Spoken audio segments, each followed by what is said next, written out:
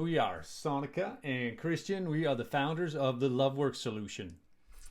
When I was a kid, when I didn't understand something my dad was saying, he would simply say, continue to increase both his volume and his enunciation of the same phrases over and over and over again, till the point that he was yelling at me, and I of course always burst into tears, and communication never really happened. Yeah. Can you relate to that when you maybe like Sonica's dad, or maybe like Sonica, like when you don't feel your point is getting across, you don't feel your partner or whoever it is you're talking to really hears you, and then sometimes Feeling heard is something that is a button for a lot of people, and truthfully, it's an essential part of the communication process. I say something, I want to have it be heard.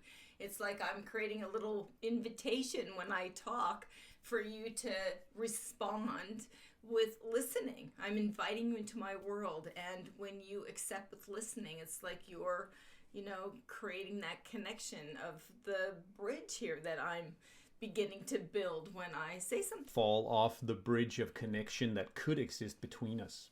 Now, there are lots of things that can get in the way of feeling heard. One of them is that we think it means different things when we want to be heard, depending on who we are and the situations we're in.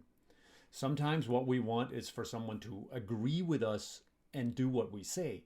We had a situation with our son once when he wanted to have this giant party with lots of booze and drugs and no adults around. And we're like, no, that's not happening at our house with no adults around. And we did hear all his points, we thought. But from his point of view, because we didn't agree to do what he said, we weren't hearing him. So for him, hearing meant you do as I ask.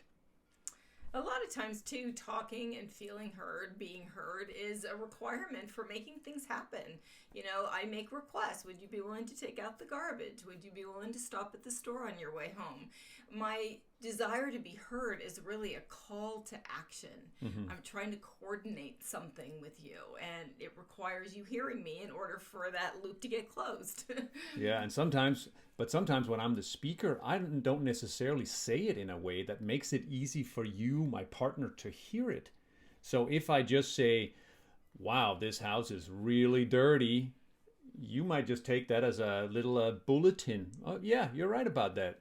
Whereas really what I mean is, hey, I think you or the house cleaner or me, someone should clean up this house. Would you do that? But that's not actually what I said, so it makes it difficult for you to hear. One of the things we're also after when we want to feel heard is that experience of feeling known. That's probably the most important part. Yeah, feeling seen, feeling like you're stepping inside my world here with me, and it has me feel not. Yeah, and when we don't get that, we tend to get kind of hurt inside and feel empty, like I'm alone. It's easy to have the experience that even I might be a married person together with the same person, but I feel alone if I don't have the experience that you hear me. And when that happens, we often tend to just keep arguing and arguing and arguing to get you to hear it. Or on the flip side, I might stop talking altogether. One of the things we're also wanting when we want this experience of being heard is we want to feel validated. I want to feel like you're hearing me, you're getting my point of view, you're seeing me, you're appreciating me, you like me. And so when you hear what I'm saying without judgment, without resistance, and you listen with curiosity and interest, it really does give me this experience of feeling loved, feeling allowed, feeling appreciated as I am. Yeah. And when we talk about how do you do that? Like, how do you become a really skilled listener? So, like, how do I provide the experience to you of feeling deeply heard? And how do I talk in ways that make it easy for you to hear me? That is a huge topic and a pretty big skill to learn.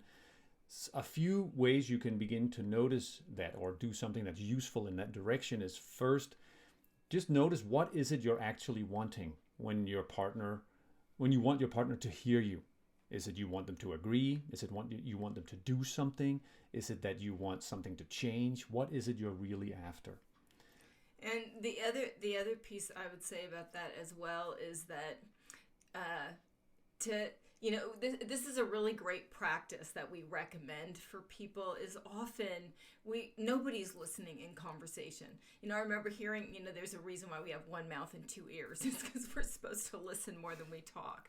And really, one of the best things I practiced for a long time was to just zip it. Like when my partner is talking, instead of reacting to everything he's saying, it's literally to just zip my reactions and just allow him the space to explore himself out loud. And that was such a great practice for me to actually develop my ability to listen from a non-reactive place.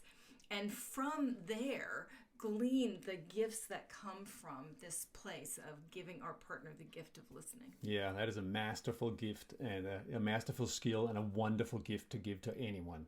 So give it your best shot to practice this. And at the very least, notice where you don't feel heard and where you do feel heard. Thanks for listening and tuning in. We look forward to seeing you next time. Yeah, thanks for listening. Yeah, thanks for listening.